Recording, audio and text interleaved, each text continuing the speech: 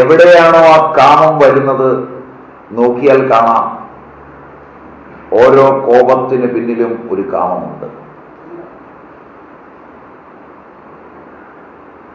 ഓരോ ദ്വേഷത്തിലും കാമം ഒളിഞ്ഞിരിപ്പുണ്ട്. ദ്വേഷവും കോപവും ഉണ്ടായിക്കഴിഞ്ഞ് കോപദ്വേഷാദികളെ ന്യായീകരിക്കുന്നതിലും ഒളിഞ്ഞിരിക്കുന്ന കാമത്തിന്റെ പദ്ധതിയുണ്ട്.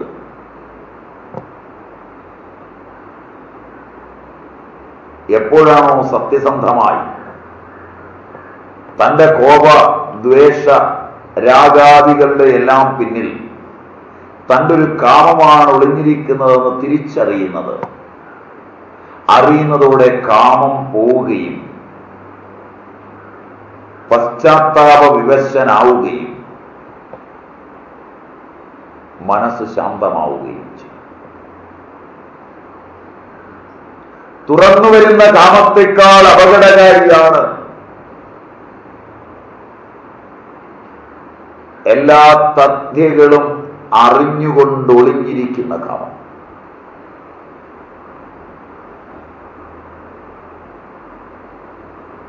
അറിവുള്ളവരെന്ന് അഭിമാനിക്കുന്നവരിൽ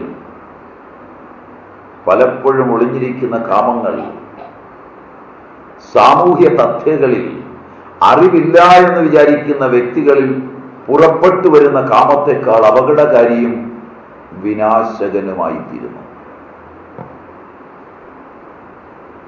ഒരു ജനതയെ വികാരം കൊള്ളിപ്പിക്കുവാനും ഒരു ജനതയെ സംഘടിപ്പിക്കുവാനും ഒരു ജനതയെ ഏതിനും അനുകൂലവും പ്രതികൂലവുമായി അണിനിരത്തുവാനും അറിവുണ്ടെന്ന് വിചാരിക്കുന്ന ഒരാളിന്റെ പിന്നിലൊളിക്കുന്ന കാമത്തിന് ശക്തമായി കഴിയും.